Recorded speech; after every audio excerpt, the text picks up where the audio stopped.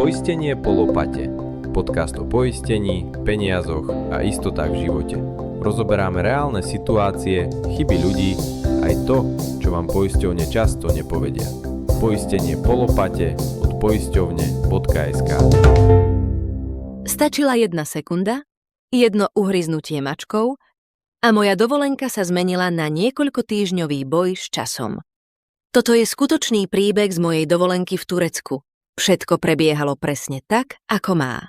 Oddych, slnko, more. Jedného dňa som sedela na hotelovej terase. Ku mne prišla mačka. Ani som si neuvedomila, čo sa stalo. A zrazu ma zozadu uhryzla do päty. Na prvý pohľad to nevyzeralo vážne. Malá ranka, trochu krvi. Myslela som si, že to bude len drobnosť. Napriek tomu som zašla za hotelovým zdravotníkom, aby mi ranu vydezinfikoval. Povedal mi, že po uhryznutí neznámym zvieraťom je potrebné podať vakcínu proti besnote a zároveň mi odporúčil aj očkovanie proti tetanu. Dovtedy všetko vyzeralo úplne jednoducho. Mala som cestovné poistenie, takže som žiadne komplikácie neočakávala. Mýlila som sa. Prvá vec, ktorá ma prekvapila, vakcínu proti besnote vám nepichnú hocikde. Musela som ísť do štátnej nemocnice. Súkromné zdravotnícke zariadenia totiž tieto vakcíny bežne nemajú. V Turecku je štátnych nemocníc menej ako súkromných. Čakala ma preto dlhšia cesta. Predpokladám, že v mnohých turistických destináciách to funguje podobne. Druhá vec. Cestovné poisťovne majú zmluvy väčšinou so súkromnými zdravotníckymi zariadeniami. Lenže práve tie vakcíny proti besnote nemajú. Napriek tomu sa určite oplatí kontaktovať asistenčnú službu poisťovne. Vedia vám zistiť, kde sa nachádza najbližšia štátna nemocnica. A dokonca aj to, či má vakcínu momentálne k dispozícii. Ďalším prekvapením bolo, musíte mať finančnú rezervu na dopravu aj na ošetrenie. Do nemocnice som sa musela dopraviť sama. Taxík stál 100 eur a vodič akceptoval iba hotovosť. A ešte jedna veľmi praktická rada. Majte pri sebe vždy mobilný telefón. Aplikácia na preklad mi veľmi pomohla pri komunikácii v tureckej nemocnici. Tam totiž nehovorili po anglicky. Zároveň som cez mobil zaplatila účet za ošetrenie.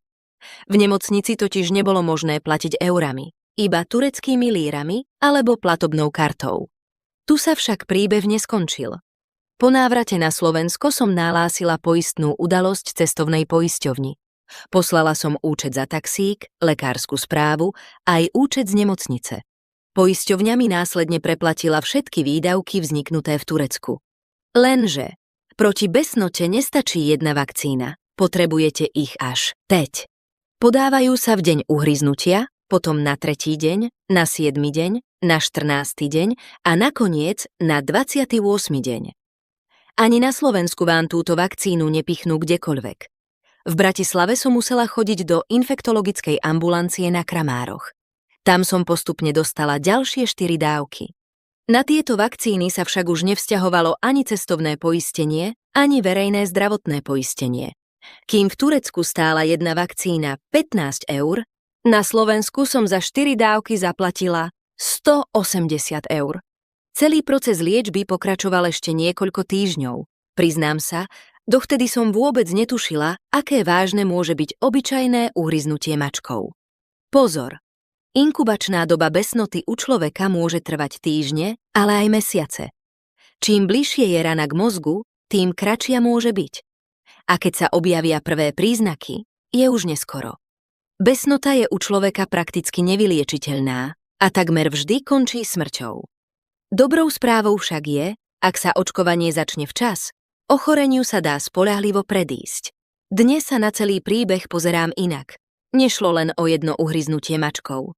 Bola to pripomienka, že aj na tej najkrajšej dovolenke môže o všetkom rozhodnúť jediná chvíľa. Ak si z môjho rozprávania zapamätáte len jednu vec, nevie to táto.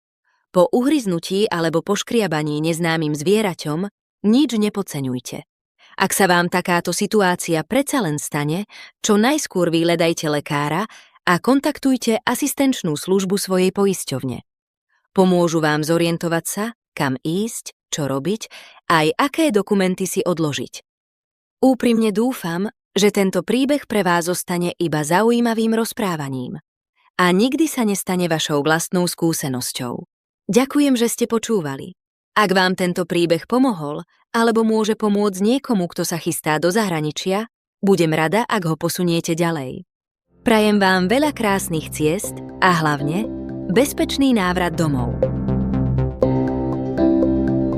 Ďakujem, že ste si vypočuli dnešnú epizódu. Viac informácií nájdete na našom webe poisťovne.sk.